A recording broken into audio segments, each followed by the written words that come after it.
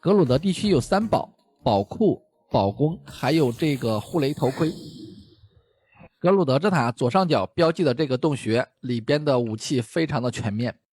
门口的碎石用静止器打开，里边有长枪、弓、盾、大剑。格鲁德之弓射程远，太阳盾摩擦系数最低，虽说都不是最强，但血月之后免费捡还是不错的。在前往一概队基地的路上，有一概队的队员，他们手中的一概队2连弓既是多发弓又是远程弓，打过载需要多发弓就可以来这里拿。如果来刷龙角，这2把弓也都非常不错，可以帮助你远距离直直的射到龙角。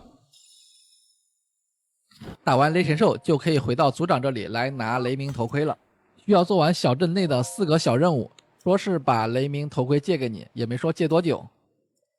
第一个任务就在边上这个士兵训练的地方，让你去找一个人，也就是当初从一概队基地救回来那个同一个人，真不让人省心。他就在地图最左下角这一个格鲁德大化石的头部位置，第一次去有点远，先标记一下位置。可以直接在小镇的门口用炸弹租一只沙海象，骑上它朝着标记的方向去。第一次去那里还会有沙尘暴，只要提前调整好沙海象的方向就没啥问题。找到它之后，它还要吃榴莲，事儿也是真多。结束之后不要忘了回来交任务。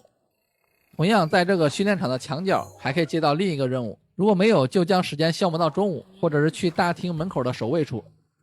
它会让你去击杀一只莫尔德拉吉克，获取到他们的肝脏，在这个沙丘的位置就有一只。用雷神兽技能可以将它直接从土里打出来。用高弓的双手剑对着它的肚皮蓄力攻击，也可以继续使用雷神兽的技能，3次就可以将它打死了。交任务的时候在大厅门口也是可以碰见它的。第3个任务在这个位置有一个哭泣的小孩子，要你帮他找到扔西瓜皮的坏人。坏人就在有水流的墙顶坐着，不停地吃蜜瓜，然后把瓜皮扔到水中。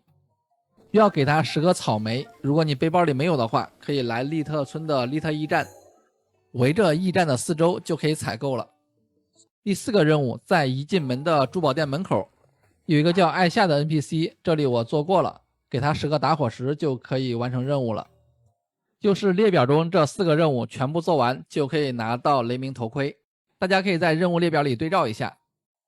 最后希望大家百忙之中帮忙点点视频左下角的精选投票，非常非常感谢。